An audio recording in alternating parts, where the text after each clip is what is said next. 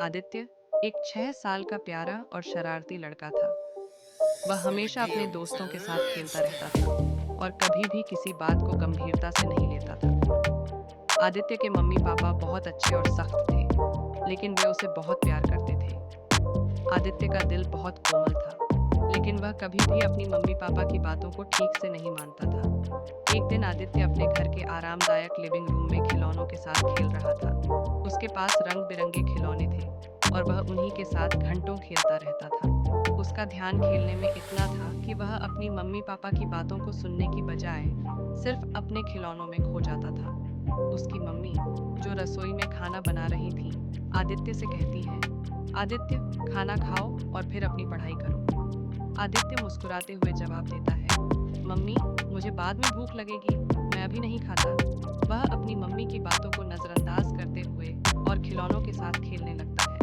उसकी मम्मी ने इसे नजरअंदाज किया और काम में लग गई। कुछ समय बाद आदित्य ने सोचा कि क्यों न बाहर जाकर दोस्तों के साथ खेले। वह झट से अपने खिलौने छोड़कर बाहर खेलने के लिए दौड़ता है। बाहर एक सुंदर और हरा भरा खेल का मैदान था, जहां बच्चे फुटबॉल खेल रहे थे और कुछ बच्चे दौड़ने की प्रतियोगिता में भाग ले रहे थे। आदित्य अपने दोस्तों के साथ खेलने में व्यस्त हो गया। पूरे दिन वह बिना रुके खेलता रहा और समय का पता ही नहीं चला। वह बहुत खुश था, लेकिन उसने अपनी मम्मी की बातों को बिल्कुल भी याद नहीं रखा। दिन के अंत में आदित्य को महसूस होने लगा कि उसे थकावट हो रही है। उसने देखा कि उसे हल्का बुखार हो गया था। वह सीधे अपने कमरे में गया और बिस्तर पर लेट गया। उसकी मम्मी कमरे में आई और देखा कि आदित्य बहुत गर्म हो रहा था। वह चिंतित हो गई और आदित्य के माथे पर गीला कपड़ा रख दिया। आदित्य की मम्मी ने उसे प्यार से कहा, देखो आदित्य, अगर तुम मम्मी की बात मान लेते तो आज तुम्हें बुखार नहीं आता। आदित्य बिस्तर पर लेटे हुए सोचने लगा कि वह अपनी मम्मी की बात क्यों नहीं मानता था। वह शर्मिंदा हो गया और महसूस किया कि उसकी नाफरमानी ने उसे परेशानी में डाल दिया था। आदित्य की मम्मी ने उसे समझाया, बच्चों को हमेशा अपने माता पिता की बात माननी चाहिए, क्योंकि वे तुम्हारे भले के लिए कहते हैं।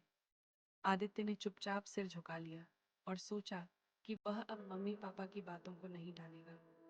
वह महसूस करता है कि कभी कभी न सुनने से समस्या बन सकती है। आदित्य ने फिर अपनी मम्मी से माफी मांगते हुए कहा, मम्मी, मुझे माफ कर दो। मुझे अब हमेशा आपकी बात माननी चाहिए। मैं वादा करता हूँ कि आगे से मैं आपको कभी परेशान नहीं करूँगा। आदित्य की मम्मी ने उसे गले से लगा लिया। इसके बाद आदित्य ने फैसला किया कि वह अपनी मम्मी की मदद करेगा। वह रसोई में अपनी मम्मी के पास गया और कहा, मम्मी, मैं आपकी मदद करूँगा। आदित्य ने अपनी मम्मी के साथ खाना बनाने में मदद की। वह प्याज काटने में मम्मी की मदद करता और मम्मी उसे खुशी से देखती थी। वह समझ गई कि आदित्य अब अपने कार्यों में भी जिम्मेदारी लेने लगा है।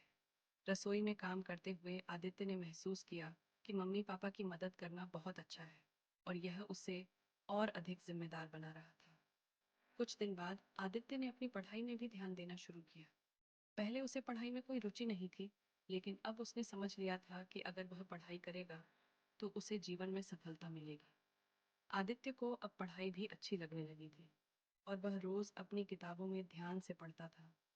उसके चेहरे पर आत्मविश्वास की झलक थी और वह अब सही दिशा में जा रहा था। एक दिन आदित्य के दोस्त उसके पास आए और देखा कि वह अब पढ़ाई में भी ध्यान दे रहा था। दोस्त हैरान होकर कहते हैं, आदित्य, तुम बहुत बदल गए हो। अब तुम सिर्फ खेल ही नहीं, बल्कि पढ़ाई भी करते हो। वह खिड़की से आदित्य को दोस्तों के साथ खेलते हुए देख रहे थे। उन्होंने एक दूसरे को देखा और मुस्कुराए, क्योंकि उन्हें गर्व था कि आदित्य ने अपनी नाफरमानी से सीखा और अब वह एक जिम्मेदार बच्चा बन गया था। आदित्य ने महसूस किया कि उसकी गलती ने उसे बहुत कुछ सिखाया। उसने समझा कि नाफरमानी का कोई फायदा नहीं होता और हमेशा अपने माता पिता की बात माननी चाहिए। आदित्य अब खुश था और उसने खुद को और अपने परिवार को यह साबित किया कि वह अब एक समझदार और जिम्मेदार बच्चा बन गया था।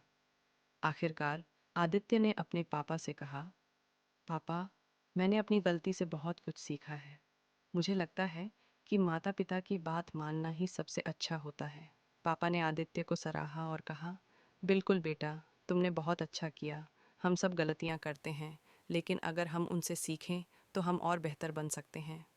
इस कहानी से आदित्य ने यह सीखा कि नाफरमानी की सज़ा ही यही होती है कि हमें अपनी गलतियों का एहसास होता है और हम उन्हें सुधारने की कोशिश करते हैं।